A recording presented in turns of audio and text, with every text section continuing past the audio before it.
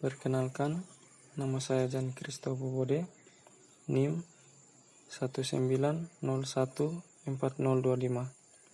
dari Universitas Katolik de La Salle Manado, Fakultas Teknik, Program Studi Teknik Sipil. Di sini saya akan menjelaskan mengenai pasang surut air laut.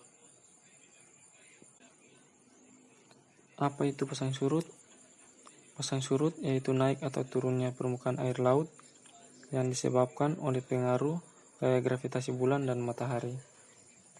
Pasang surut air laut dibedakan dalam dua kondisi, yaitu air permukaan laut naik atau pasang dan air permukaan laut turun atau surut. Pada suatu waktu, laut akan mengalami beberapa kali pasang dan beberapa kali surut akibat dari rotasi bumi. Di sebelah ini ada contoh gambar sebelum air laut pasang dan gambar sesudah air laut pasang. Yang berikut, apa penyebab pasang dan surutnya air laut?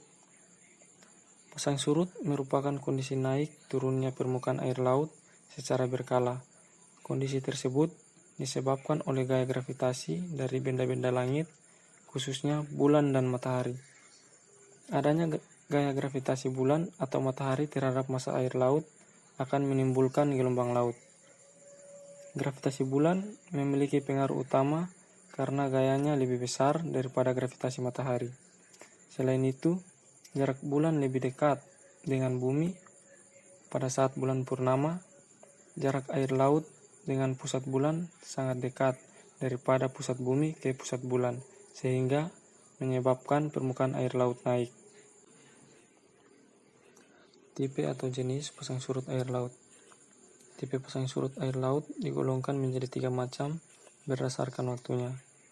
Yang pertama, tipe harian tunggal, yaitu pasang surut yang terjadi apabila dalam sehari 24 jam hanya terjadi satu kali pasang dan surutnya pada air laut.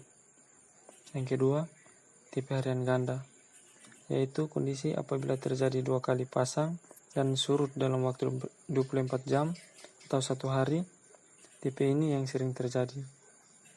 Yang ketiga, tipe campuran. Pasang surut tipe campuran adalah pasang surut ada yang cenderung ke tipe harian tunggal atau ke tipe tengah harian. Jika condong ke tipe harian tunggal, maka dalam 24 jam akan terjadi 1 kali pasang dan 1 kali surut. Periode pasang surut rata-ratanya yaitu 12 jam 24 menit. Sedangkan pasang surut tipe campuran yang condong ke tipe harian ganda adalah dalam sehari akan terjadi 2 kali pasang dan 2 kali surut pada air laut.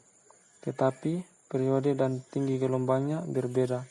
Pada surut jenis ini banyak terjadi di perairan Indonesia bagian timur. Cara menentukan pasang surut air laut. Pertama, untuk dapat memprediksi pasang surut air laut, maka dibutuhkan data amplitudo dan beda fase pada tiap komponen pembangkit pasang surut. Data tersebut bisa diambil pada interval waktu tertentu, sehingga dapat memperoleh fungsi dari komponen harmonik permukaan air laut. Kedua, data pasang surut tersebut bisa diperoleh dengan berbagai cara. Salah satu yaitu dengan mengamati pasang surut di tepi pantai, dengan menerapkan berbagai teknik akuisisi data pasang surut. Parameter pengamatannya yaitu 9 komponen harmonik, meliputi komponen tunggal, ganda, campuran. Ketiga, setiap wilayah memiliki perbedaan kondisi pasang surut air laut. Studi dalam penentuan dan perhitungan pasang surut sudah banyak dilakukan untuk mengetahui tipe pasang surut suatu wilayah beserta komponennya. Contoh air pasang dan air surut. Saat terjadi pasang naik, maka daerah berpasir di pantai akan lebih sempit karena terendam oleh ombak. Sedangkan saat terjadi surut, tandanya adalah daerah berpasir di pantai akan lebih luas. Selisih tinggi air laut pasang naik dengan tinggi air laut saat surut disebut tinggi pasang surut. Di bawah ini adalah contoh gambar air pasang, dan contoh gambar air surut. Manfaat dari pasang surut air laut. Yang pertama, para nelayan bisa menentukan kapan waktu yang tepat untuk berlayar pada saat air laut pasang atau naik. Para nelayan tersebut akan jauh lebih mudah dalam menangkap ikan di laut. Yang kedua, dimanfaatkan oleh pengelola tambak garam. Tambak garam bisa mendapatkan air laut dengan mudah saat terjadi pasang, karena air laut lebih gampang untuk diambil sebanyak-banyaknya. Yang ketiga, perbedaan ketinggian air laut pada interval waktu tertentu tersebut juga bisa dimanfaatkan untuk pembangkit listrik. Pembangkit listrik dengan bantuan pasang surut air laut sudah banyak dijumpai seperti PLTU. Dan yang terakhir, keempat, pasang surut air laut ini juga bisa dimanfaatkan untuk kegiatan transportasi air seperti perahu, kapal kecil, dan kapal besar. Saat air laut naik, transportasi air bisa berangkat dan berlabuh di pelabuhan.